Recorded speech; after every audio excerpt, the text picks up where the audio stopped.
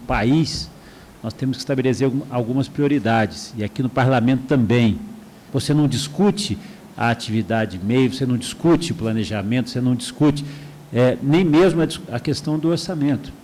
E falo isso como parlamentar há 10 anos, assistindo, participando ativamente da questão da discussão do orçamento aqui na casa. Isso, para mim, é motivo de muita preocupação, não é pouca preocupação.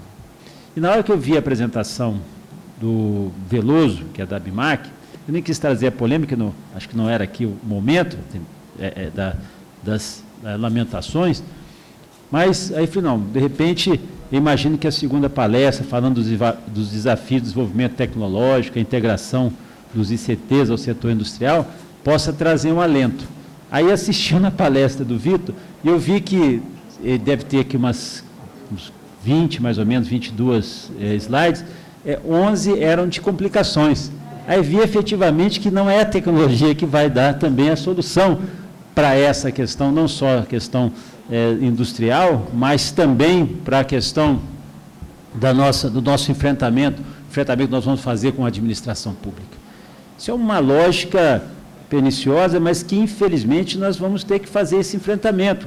Talvez esse exército seja um exército pequeno, mas que será esse mesmo, esse que vai ser o debate, e acaba acumulando muitas dessas missões, muitas dessas tarefas, aqueles poucos soldados que se apresentam, ou que se demonstram, ou efetivamente apresentam com condições, às vezes, infelizmente, apresentam sem condições, e aí querem tocar, e aí que a situação se agrava mais ainda.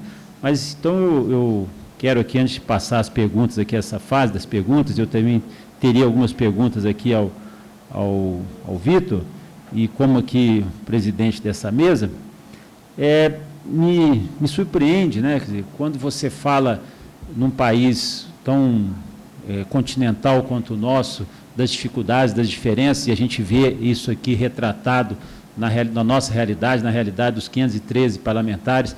Aqui você tem todas as representações, aqui a parcela é da representação da sociedade, diferente do Senado, que é a representação dos estados. Nós vemos o esforço que nós teremos ainda que enfrentar. E aqui, esse desafio, vamos dizer, essa provocação que foi feita aqui pelo Vitor, ela é, ao mesmo tempo, instigante, mas também preocupante. Porque como é que você vai fazer, né, essas alterações que estão sendo propostas, no sentido de fazer do enfrentamento, enfrentamento que nós temos hoje. E aí, aproveito a presença aqui do Dr. Eduardo Azevedo, que foi secretário da SCITI, no Ministério da Saúde, e muito bem lembrado aqui, teve a oportunidade de falar, como é que você traz a inovação, como é que você traz o conhecimento para dentro da cultura de governo, e como é que você enfrenta essas mazelas, as principais dificuldades.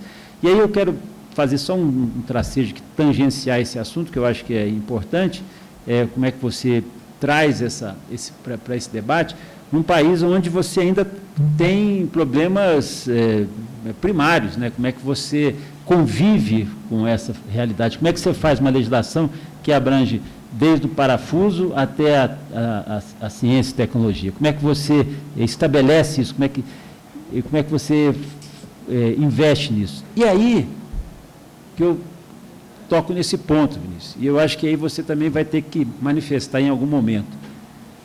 Se você fizer uma pesquisa, uma avaliação, já tem isso, eu não trouxe esses dados aqui porque fui provocado aqui agora, o custo, o investimento que se faz em controle nesse país, o investimento em controle é tão alto,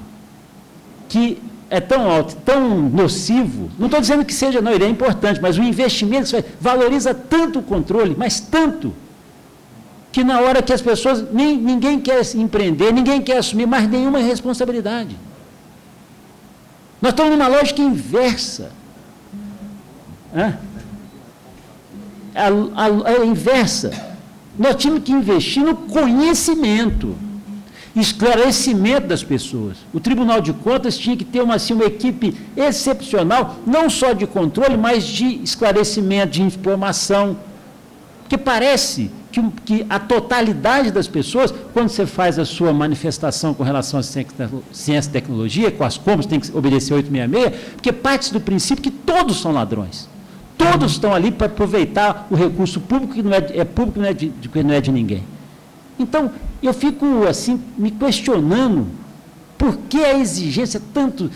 E repito, eu acho que os órgãos de controle são sempre importantes, mas hipervalorizar, não é supervalorizar, hipervalorizar esses órgãos de controle, você anula a administração pública. Com todo respeito, para mim eu investiria, se eu tivesse 100, eu investiria 70 na preparação da escola de governo, nos especialistas em políticas públicas, para esclarecimento, para informação, para o conhecimento, e 30 no controle, que é importante, sim, ele vai ser importante. Hoje é supervalorizado. Eu acho o seguinte, o Ministério Público faz a parte dele, parabéns que fazia a parte dele, eu acho que é um papel importante como custo-legis, como fiscal da lei, a CGU fazendo o papel dele, o TCU fazendo o papel dele. Isso tudo, dentro da estrutura, agora hipervalorizar isso, você inibe o que nós estamos assistindo, aí ninguém mais quer fazer nada. Ninguém mais quer assinar nada? Não, porque é o seguinte, se assinar, mesmo partindo do princípio que você tem boas iniciativas, que você tem, está ali a sua ficha, está ali, você é um bom funcionário, por alguma coisa vai sobrar para você. Vai sobrar multa, vai sobrar inegibilidade, mesmo que não seja candidato. Vai sobrar um problema. Aí ninguém quer problema. Isso é um fato que nós vamos ter que enfrentar. Nós vamos ter que enfrentar, porque ele é importante, e aí no momento em que você... Aí o que acontece? Só para quantificar e dar exemplo em cima do exemplo que o Vitor trouxe aqui. O mais importante à época era a Copa do Mundo. Temos que fazer uma política para poder atender, mostrar para o mundo que o Brasil está preparado para a Copa do Mundo, assim como o Rio de Janeiro precisa estar preparado para as Olimpíadas. E nós fizemos aquele projeto simplificado, como é que chama? O regime diferenciado de compras. Maravilha. Sim, mas só para justificar um evento internacional? Aí eu falei assim, vamos aproveitar essa discussão do regime diferenciado, vamos fazer uma discussão real da 8666, vamos fazer uma discussão real do sistema de controle? Não. Aqui nós precisamos resolver um problema. E vamos resolver. É impressionante que no país aqui, eu ainda vou catalogar um remédio que vai chamar-se Providência. Não é cachaça, não é remédio. Já lançaram a cachaça, mas não é... Porque a pessoa é o seguinte, quando sob pressão, mandando fazer alguma coisa, ele vai lá, toma um comprimido de Providência, passa a dor na hora, depois ele esquece, não enfrenta mais o problema. Isso é grave. Isso é grave, estou fazendo uma forma cômica aqui, mas ele é trágico para o país. Então, quando você traz aqui essas demandas, você traz a sua apresentação de que 11 slides para a área de tecnologia são complicações, aí eu falo, realmente, eu não sei onde está a saída. Eu tenho ótimos diagnósticos, nós temos boas avaliações, mas nós não estamos conseguindo enfrentar o problema. E se for transferir aí, deixo para a próxima etapa, para a discussão do orçamento, aí eu acho que a gente vai acabar se perdendo. Então, eu vou ficar aqui nessa manifestação provocativa e vou abrir aqui para as perguntas dos demais interessados. Por favor.